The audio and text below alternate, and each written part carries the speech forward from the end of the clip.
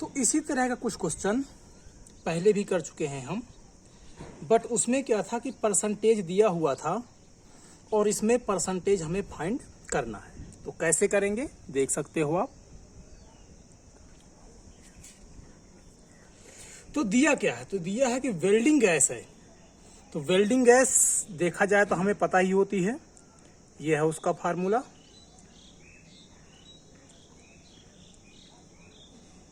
तो हमें molecular formula find करना था, ये रहा उसका मॉलिक्यूलर फार्मूला। बट हमें इसमें फाइंड करना है जिस तरह से वो कह रहा है, तो स्टेप बाय स्टेप उसको फाइंड करेंगे हम। तो पता होने के बाद भी हम इसको हटा लेते हैं क्योंकि यही हमें फाइंड करना है। तो अच्छी बात है कि हमें आंसर पता है। आगे क्या कह रहा है वो कि उस फ्यूल गैस को जिसमें ओनली H और C है। तो देख सकते हैं कि इसमें C और H ही हैं और कुछ भी नहीं है। यही उसने कहा है कि C और H ओनली है, तो टेबल में हमें C और H ही लिखने होंगे। स्मॉल सिंपल इसका ले लिया है।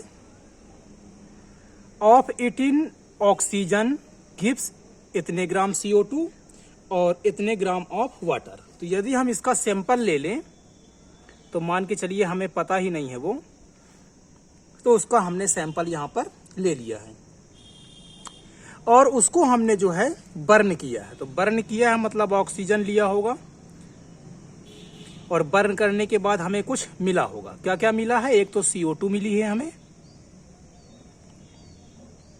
और एक वाटर मिला है,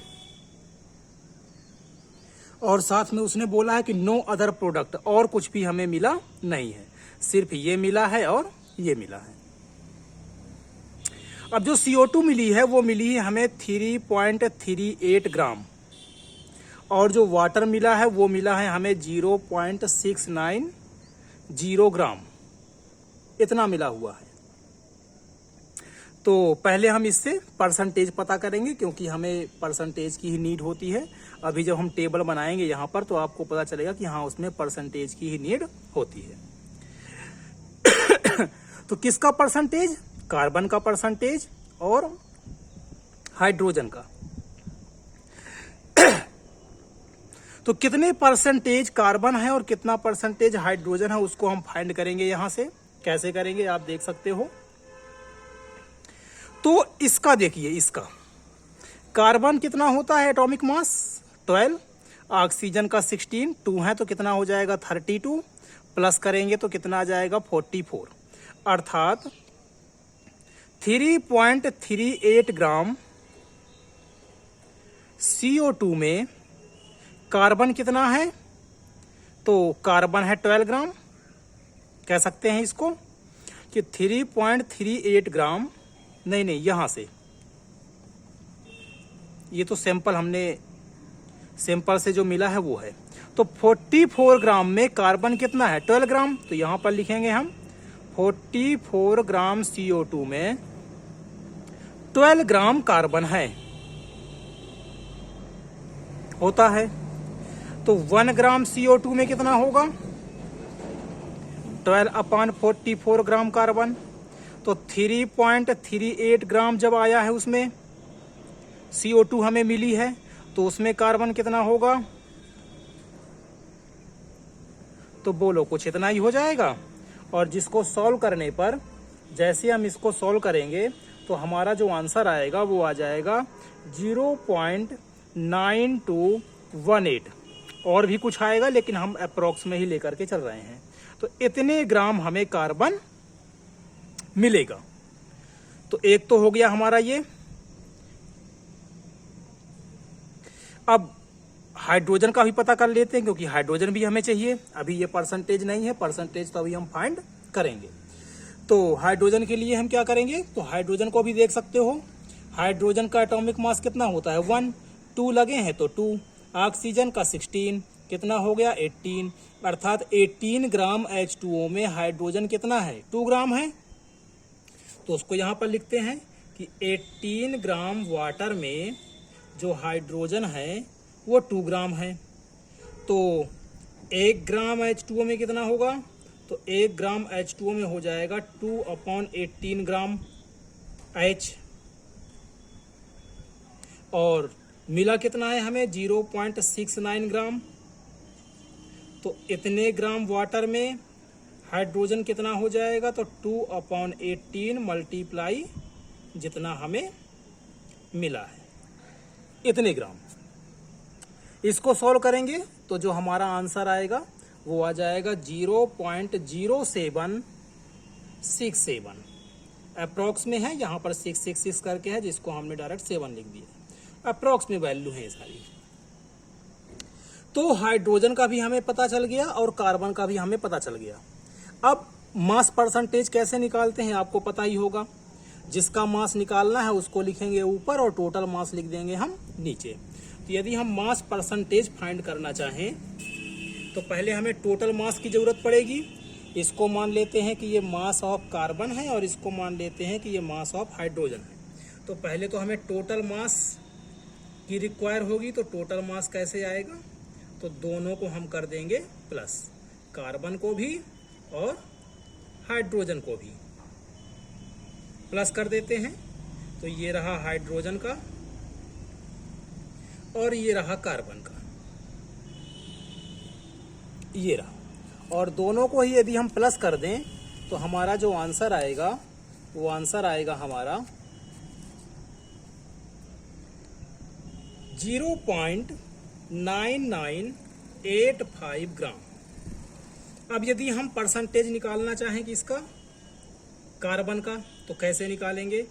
तो कार्बन कितना था हमारा 0.9218 अपॉन टोटल मास, जो कि हमारा ये रहा, और मल्टीप्लाई 100, क्योंकि परसेंटेज फाइंड कर रहे हैं हम।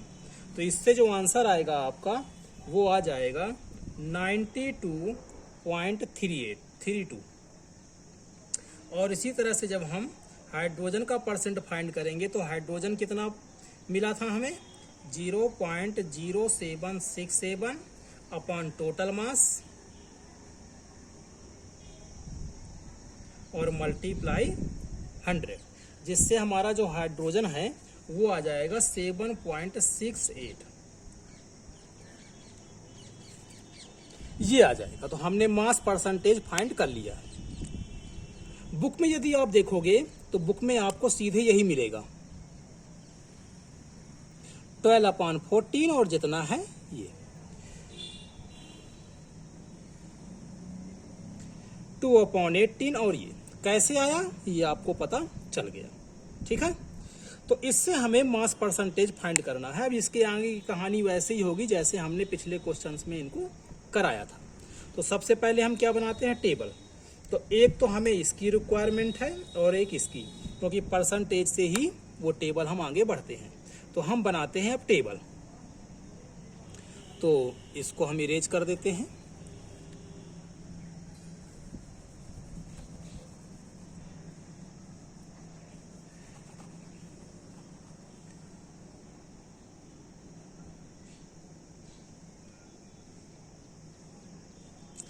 अब टेबल में हमें क्या क्या रिक्वायर होती है, तो पहले तो लिखते हैं हम एलिमेंट।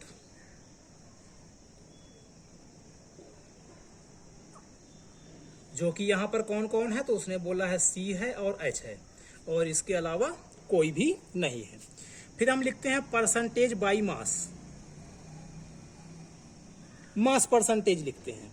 तो आ गया है हमारा कार्बन का कितना आया है 92.32 और हाइड्रोजन का आ गया है 7.68।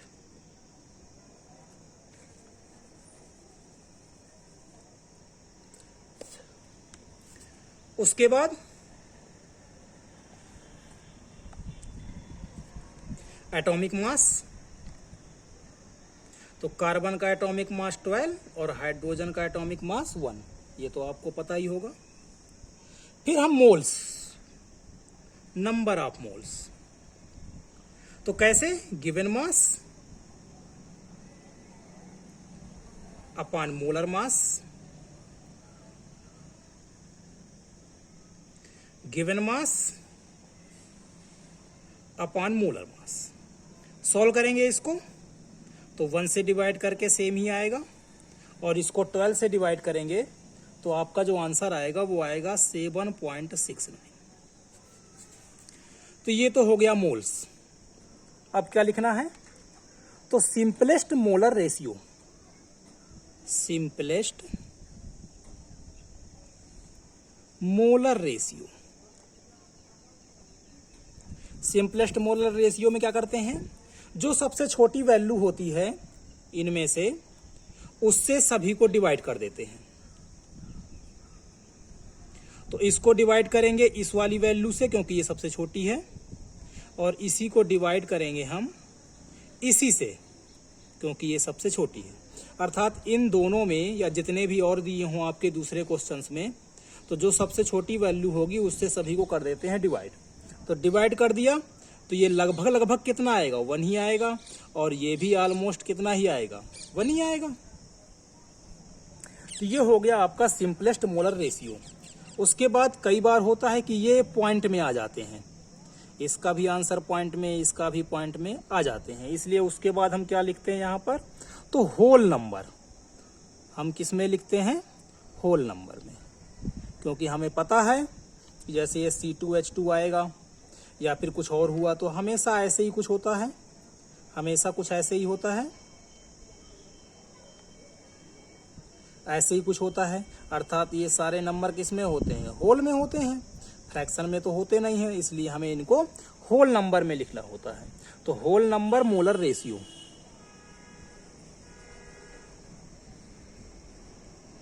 तो उसमें क्या करते हैं, हम किसी एक नंबर से, ऐसे नंबर से हम इनका मल्टीप्लाई या डिवाइड करते हैं जिससे ये होल नंबर में सभी बदल जाते हैं। तो इसमें तो किसी से डिवाइड करना ही नहीं है क्योंकि ये ऑलरेडी क्या है, होल नंबर ही है। 1 भी क्या है, होल नंबर, 1 भी क्या है, होल नंबर, किसी से भी डिवाइड करने की हमें नीड नहीं है। तो ये आ गया आपका होल नंबर में, और होल नंबर के मिलते ही हमारा आंसर आ गया। क्या आ गया, तो हमारा जो आंसर आया इसमें वो आया इंपीरिकल फार्मूला।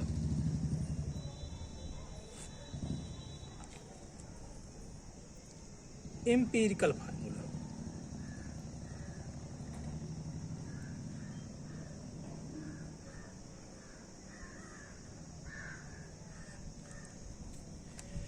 कितना हो गया, तो C हो गया 1, HB हो गया 1, जिसको हम सिंपल CH लिख सकते हैं।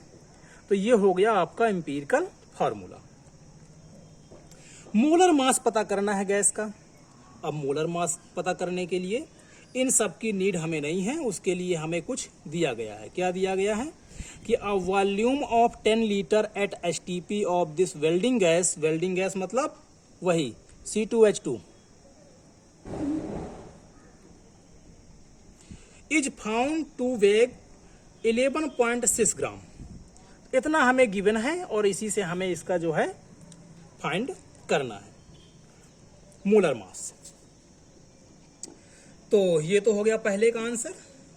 अब दूसरे पे आते हैं, मोलर मास ऑफ गैस कैसे फाइंड करेंगे। तो हमें पता है कि 10 लीटर पे कितना मिल रहा है हमें, 11.6 ग्राम। 10 लीटर में ये गैस कितनी है, 11.6 ग्राम।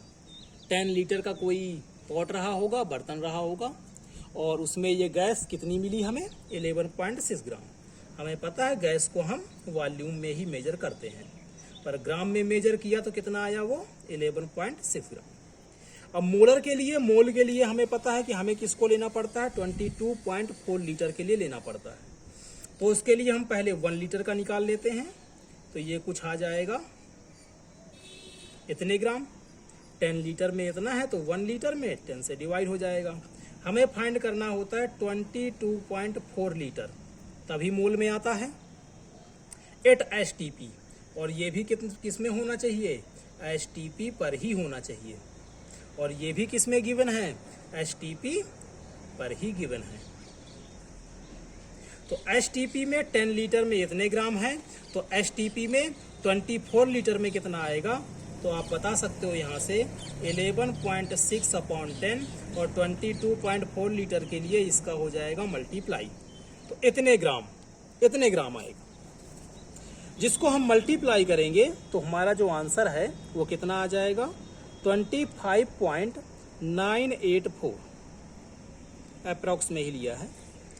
जिसको हम और ज़्यादा अप्रॉक्स करें तो ये कितना हो जाएगा 26 ग्राम हो जाएगा। 25.9 को हम क्या लिख सकते हैं 26 ग्राम लिख सकते हैं। अर्थात इसका मतलब क्या हुआ, तो इसका मीनिंग हुआ कि ये जो हमारी वेल्डिंग फ्यूल गैस है वो है 26 ग्राम पर मोल,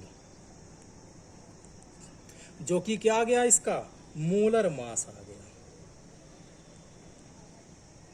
तो मोलर मास ऑफ जो भी गैस है वो कितना आया 26 ग्राम पर मोल आया। तो ये हो गया आपका सेकंड आंसर। मॉलिक्यूलर फार्मूला पता करना है तो मॉलिक्यूलर फार्मूला के लिए हमें एन की वैल्यू निकालनी होती है, जिसमें से एन की वैल्यू जो होती है वो होती है हमारी मॉलिक्यूलर मास